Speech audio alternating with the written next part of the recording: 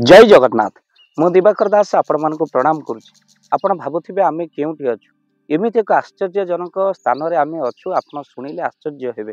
आपण केबे शुणिचंती पत्थर देहरु क्षीर बाहरिबा आउ सेई पत्थर देवदेव महादेव साक्षात सिद्धेश्वर रूप में प्रकट हेबा। भक्तबंधु शुणिले आपण आश्चर्य होई जिवे। ए होउची खड़खाई नदी जहाँ आमे झारखंड राज्य रे अछु। आउ झारखंड राज्य रे एक अलौकिक स्थान जेउंटी खड़खाई नदी अछि।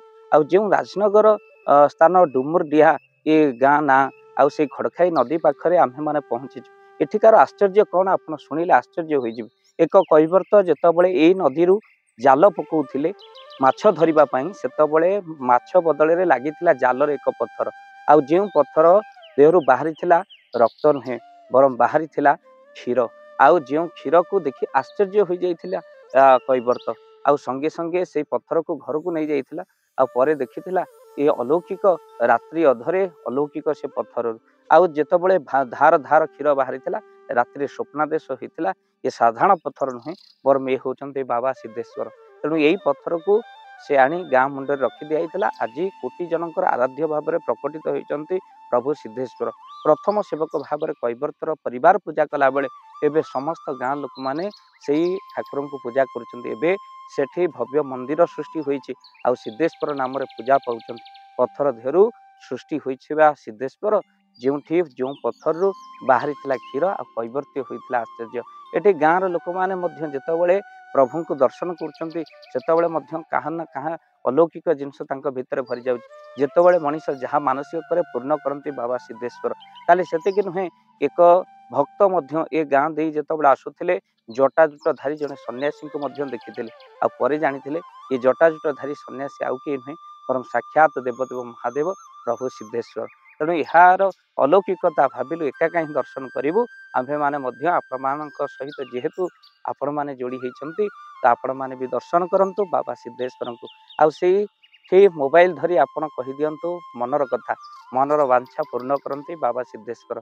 तो निश्चिंत भाव में आम्हे मध्य आम मन कथा कहलु आपण माने मध्य आपण मन कथा कहि दियंतु। निश्चिंत भाव में बाबा दर्शन प्रकृत में लाभ ही लाभ। तेणु अमृत पी जगतर जे कल्याण करिसंति से होचंति देव जे विश्व पी जगतर कल्याण करिसंति महादेव। ये अलौकिकता सबुठ आश्चर्य। आज ए गाँ लोक माने मध्य आश्चर्य से सुंदर रूप को मध्य दर्शन करुचंति देवदेव महादेव रूप में। आश्चर्यर गंता घर होउछि नदी आश्चर्यर गंता घर होउछि गाँ। जय जगन्नाथ जय पंच जय जगन्नाथ। धन अर्जने धर्म करी धर्मे प्राप्त नरहरि।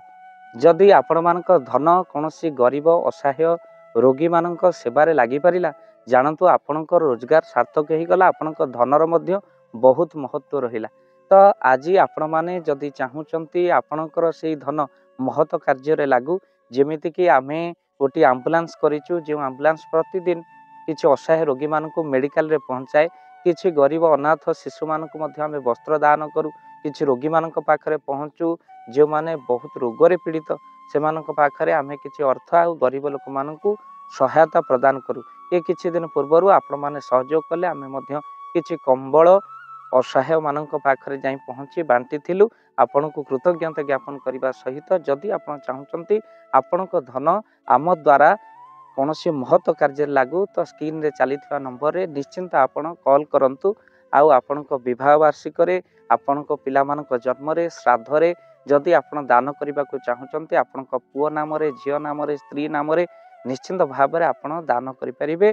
स्क्रीन रे चली नंबर रे आपण कॉल करंतु आमे दबु आपण को फोन पे नंबर जो फोन पे नंबर रे आपणकर दान पहुँची पार। निश्चिंत भाव में आपणकर दान क्यों कार्य लगुच तार मध्य वीडियो करी भाव दिवाकर चैनल आम निश्चिंत भाव में पकेबू। आपण देखिए निश्चिंत खुशी हे। तो आपण पुओ झियो विवाह वार्षिक जन्मदिन में जदि आप चाहूँगी आपणकर दान महत कार्य लागू तो से शुभ दिन मानक आप कॉल करी आमको फोन पे नंबर मागी पारे। आम्भे माने आपको फोन पे नंबर दबु जो नंबर रे आप सहयोग राशि पठाई पारे। निश्चिंत भाव में आपणकर धनर सार्थकता है।